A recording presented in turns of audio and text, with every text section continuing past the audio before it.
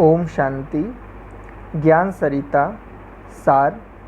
अतीन्द्रिय सुख का अनुभव करने के लिए बहाना, परचिंतन, सुस्ती और ईर्ष्या का त्याग करो। अतीन्द्रिय सुखमय जीवन का अनुभव करना है तो अमृत वेले बाबा को अच्छी तरह से याद करो।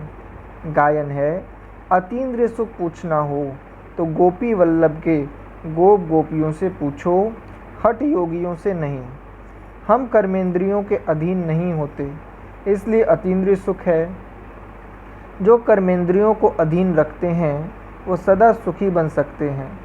जो कर्मेंद्रियों को अधीन बनाते हैं, जिनके संकल्प, वचन और कर्म श्रेष्ठ हैं, शुद्ध हैं, तो सिद्धि को प्राप्त कर लेते हैं। हमारे संकल्पों में शुद्धि हो, निस्वार्थ भावना हो, श्रेष्ठता हो, सर्व के लिए व खुद के लिए कल्याण भावना हो, तो ऐसे संकल्प वाले सिद्धि को अवश्य प्राप्त करते हैं। वर्तमान समय के अनुसार संकल्प द्वारा सेवा हो, वचन की इतनी आवश्यकता नहीं है। जो बाबा ने कहा, माइक दूसरे बने, माइट देने के निमित्त तुम बनो। माइक अच्छा होगा तो वह जो बोलेगा उसे बहुत सुनेंगे, अनुभव से औरों को सुनाएंगे। ब्रह्मा कुमारियों को देखेंगे तो सोचेंगे शायद सफ़ेद कपड़ा पहनना पड़ेगा, लेकिन प्रवृत्ति में रहते भी कमल फूल समान रहने वाले जो मिसाल हैं वह बहुत सेवा कर सकते हैं। हम लोगों ने बाबा को देखा और धक से स्वाहा हुए। कभी सोचा भी नहीं करूं न करूं, किसी से पूछा भी नहीं, न मन से पूछा न मनुष्यों से पूछा। अंदर से आया, जो बाबा करता है वह मुझे करना है। दूसरा जो करना है सो अब करना है, कल पर नहीं रखना है। इन दो बातों ने आज यहाँ बाबा के पास रहने की व हर बात में पास होने की शक्ति दी है। पास रहने का भाग्य है, हर परिस्थिति में पास होने की शक्ति है। पास रहने की शक्ति समान बनने में मदद कर रही है, हर बात को पास करने में मदद कर रही है।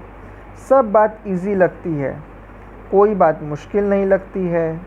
किसी व्यक्ति के साथ चलना मुश्किल है, यह शब्द ईश्वरीय संतान के मुख पर आ नहीं सकता।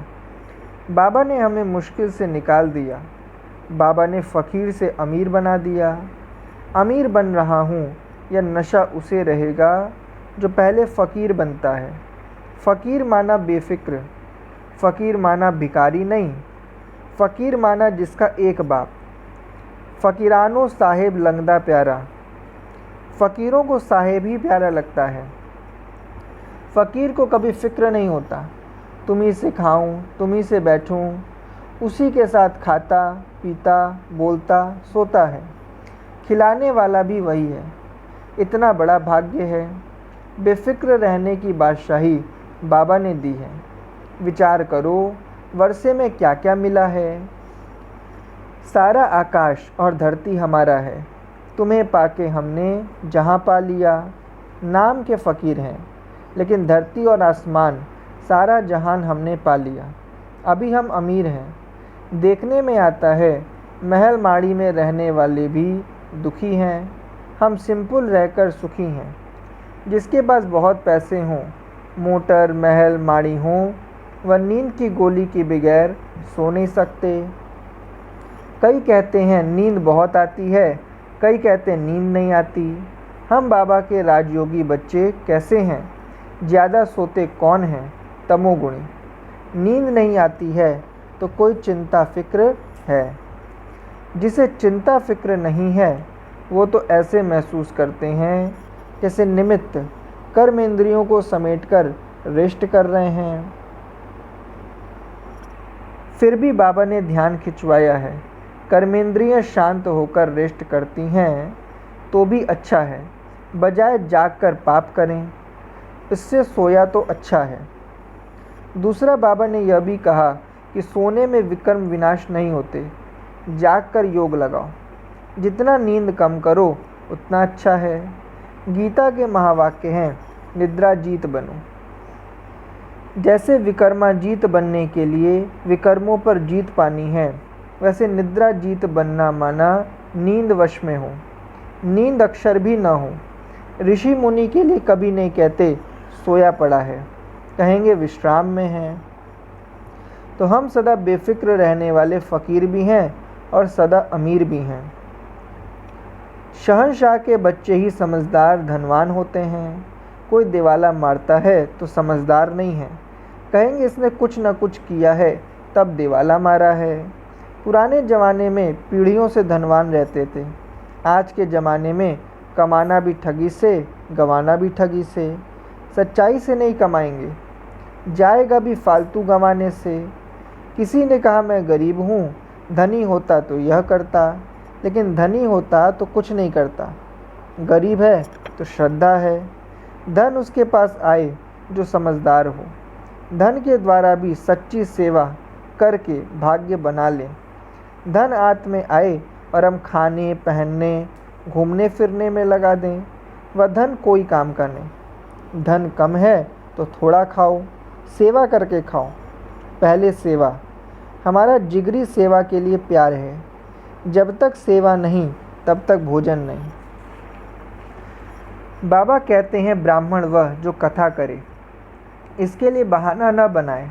जिसके पास बहाना होगा सुस्ती होगी, पर चिंतन व ईर्ष्या होगी, उसके पास अतीन्द्रिय सुख हो नहीं सकता। तो हम कहते हैं लोग एक दो का दुख पूछते हैं, हमारे से सुख पूछें। अतीन्द्रिय सुख बाबा आपने कितना दिया। श्वास संकल्प में सुख समाया हुआ हो। हमारा शुद्ध संकल्प हमको सुखी बनाता है। व्यर्थ को समाप्त करो। व्यर्थ बहुत दुखी बनाता है। तो अंदर से फील होता कि हमारे जैसा संसार में सुखी कोई नहीं। सतयुग से अभी का सुख बहुत ज़्यादा है, क्योंकि ईश्वरीय वर्षे में दे रहा है। सतयुग के सुख तो अभी के सेवा की प्रारब्ध है। अभी हमको मन व कर्मेंद्रियों को जीतने का सुख है। जितना जो मन व कर्मेंद्रियों को जीतते हैं, आत्म अभिमानी रहते हैं, उतना वो सुखी हैं। बॉडी कॉन्शियस से दुख है, सोल कॉन्शियस से स्वयं सुखी हैं और औरों को सुख देते हैं। ऐसी सुखमय स्थिति में रहकर जो हम सेवा करते हैं, उससे भविष्य प्रारब्ध बनती है। आत्म अभिमानी स्थिति से सेवा करो तो राजाई पद है। यदि दिखावे से देहभानवश ड्यूटी समझकर सेवा करते, अपना भाग्य समझकर नहीं करते हैं, तो राजाई पद गंवा देते हैं। जो अपना भाग्य समझकर सेवा करते हैं, वो बंधन मुक्त हो जाते हैं। कोई रोक नहीं सकता। क्या करूं, बंधन है, वह क्या सेवा करेगा। सेवा करो तो बंधन कटे, योगी बनो तो बंधन कटे। जितना नॉलेज का सिमरण करो उतना सुखी। और बातों के वर्णन में दुखी। दुख कोई देता नहीं, चिंतन वर्णन से दुखी होते हैं। इसलिए हमारा चिंतन सदा शुद्ध हो। जो स्वयं को व्यर्थ चिंतन से फ्री रखता है, वह है सयाना, समझदार, धनवान। उसके पास कौन सा धन है? ज्ञान, गुण, समय का धन है। किसको सहयोग दो, सहयोगी होकर रहो, तो उसका रिटर्न स्वतः मिलता है। तो हम इतने समझदार बनकर इसी नशे में रहें कि हम शहंशाह के बच्चे हैं। राजयोगी और रियल योगी हैं। रियल योगी वह जिसके अंदर सच्चाई और सफाई है, बेदागी हीरा है। अपने आप को वैल्यूबल रत्न बनाना पड़ता है। वैसे बनाने वाला बाबा है, लेकिन अटेंशन हमें सदा रखना होगा। कभी अटेंशन, कभी टेंशन, उसमें पास नहीं होंगे। अंदर से यह पक्का हो कि कुछ भी हो जाए, हमारी अवस्था खराब नहीं हो सकती। अवस्था खराब करना अनरॉयल्टी है। अंदर से स्थिति ऐसी बनाकर रखें जो बाबा के दिल तक पर सदा विराजमान रहें। अच्छा, ओम शांति।